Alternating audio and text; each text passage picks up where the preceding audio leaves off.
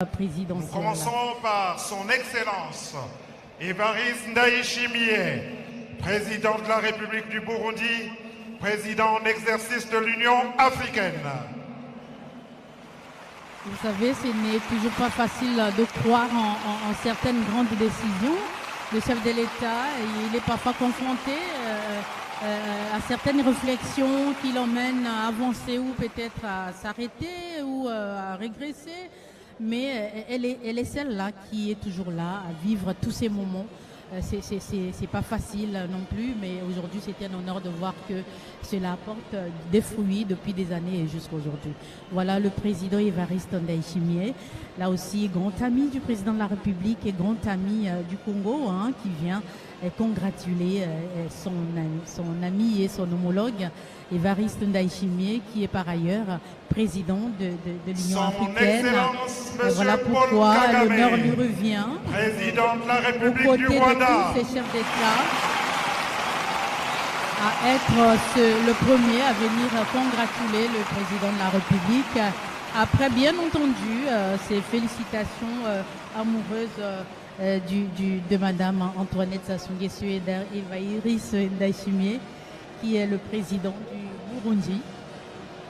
Et le Burundi est là donc présent à travers son président de la République.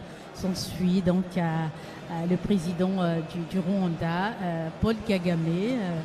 Paul Kagame qui a toujours soutenu son frère et homologue Denis Sassou Nguesso.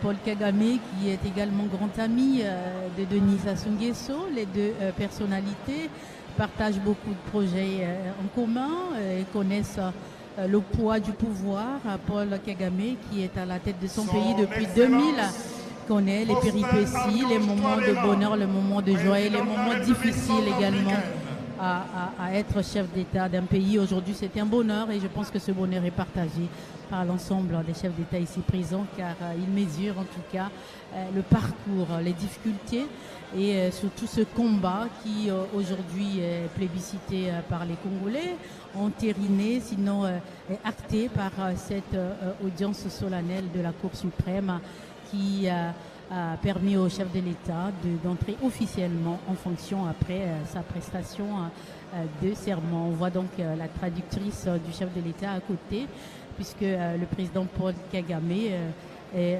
anglophone, il s'exprime souvent en anglais, bien que le Rwanda étant un pays bilingue, mais l'anglais est la première langue de ce pays. C'est tout à fait normal que le chef de l'État rwandais s'exprime en anglais et avec une traductrice à côté qui traduit ces mots à son homologue Denis Sassou Nguesso. Et là, nous assistons donc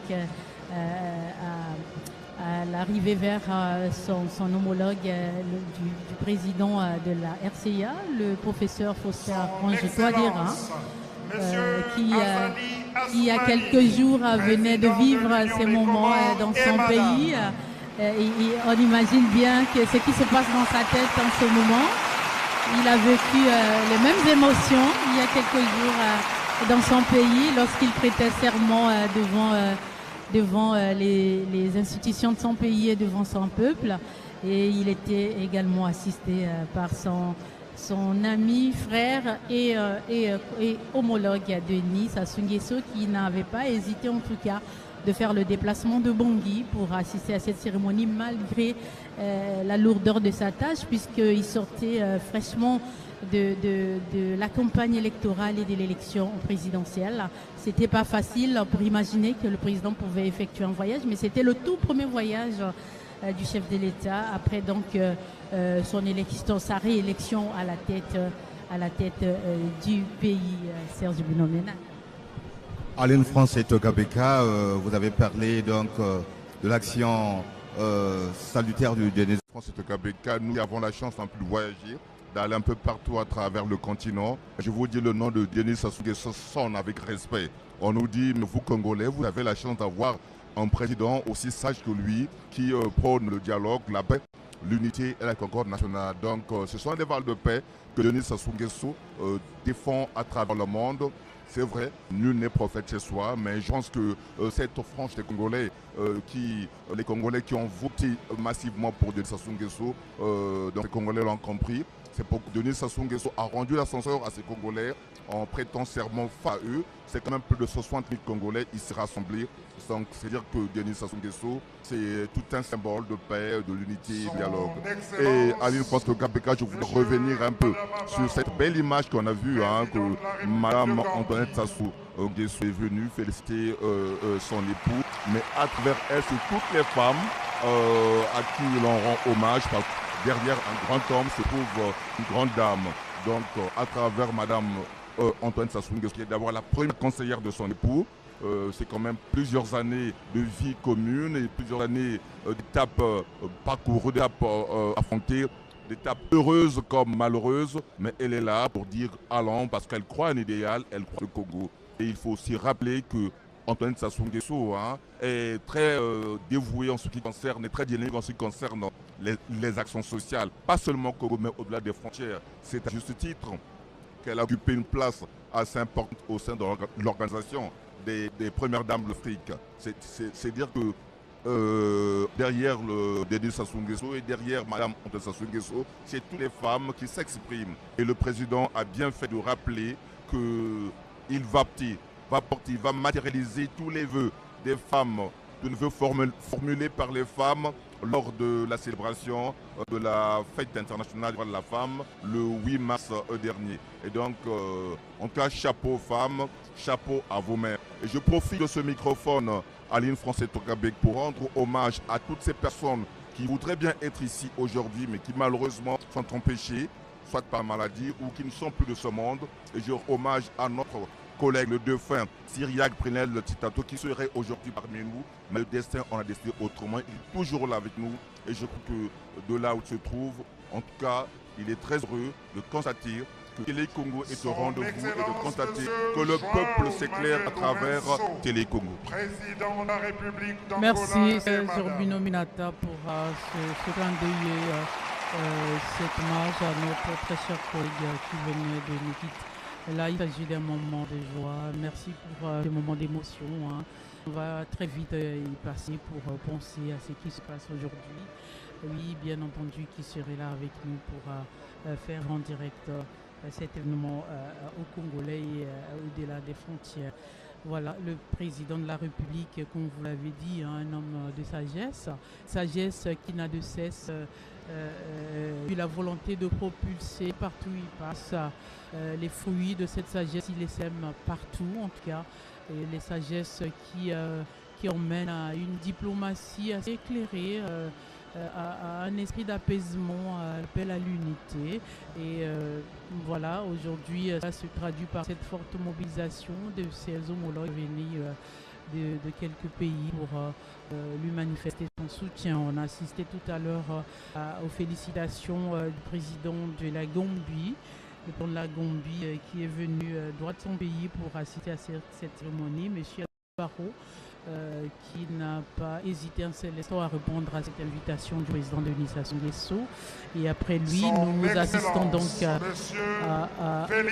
cette arrivée du couple de la présidence de l'Angola, le président Joao Lourenço avec son épouse, qui à leur tour félicite le président Denis Sassou Nguesso pour cette magnifique cérémonie de prestation comme ils ont l'habitude de le faire. Et comme vous l'avez dit tout à l'heure, l'Angola et le Congo sont des pays frontaliers. Et nous sommes donc appelés à vivre ensemble et à partager des moments de bonheur. Et ensemble, c'est tout à fait naturel. Après donc le président de l'Angola, le tour revient dans quelques instants du président de la République démocratique du Congo et Madame Félix-Antoine Tshisekedi Tshilombo avec son épouse Denise Nyakero Tshisekedi, qui viennent à leur tour féliciter le chef de l'État congolais pour ce moment historique, car c'est une fierté africaine. Il faut le souligner, le président de la République a mené un combat dur pour l'émancipation du peuple africain. Il ne l'a pas mené seul, bien entendu. Il a mené aux côtés ses homologues et ses pairs africains On n'oublie pas sa contribution dans la libération et dans l'indépendance de la Namibie. On n'oublie pas sa contribution dans l'indépendance de l'Angola. On se rappelle il y a quelques mois, lorsque l'Angola célébrait le cinquantenaire de son indépendance, le président du Congo, Denis Sassou Nguesso, était mis à l'honneur par ce combat qu'il a eu à mener. Et l'Angola n'a pas oublié ces moments-là et toute sa contribution. Et il a été même décoré, reçu une distinction honorifique à cette occasion-là. C'est pour dire que Denis Sassou Nguesso, c'est l'incarnation de la sagesse, de l'unité, un panafricaniste rompu, en tout cas rompu à la tâche, qui n'a jamais eu un moment de répit pour accomplir son devoir, là où l'humanité a besoin de lui. Alors, s'ensuit le président du Gabon, Brice Clotaire Oligui Nguema, qui a été élu à la tête de son pays en 2025, qui a également prêté serment dans un stade à Libreville. Et le président congolais faisait partie de ses invités de marque. Et aujourd'hui, il rend l'ascenseur à Denis Sassou Nguesso.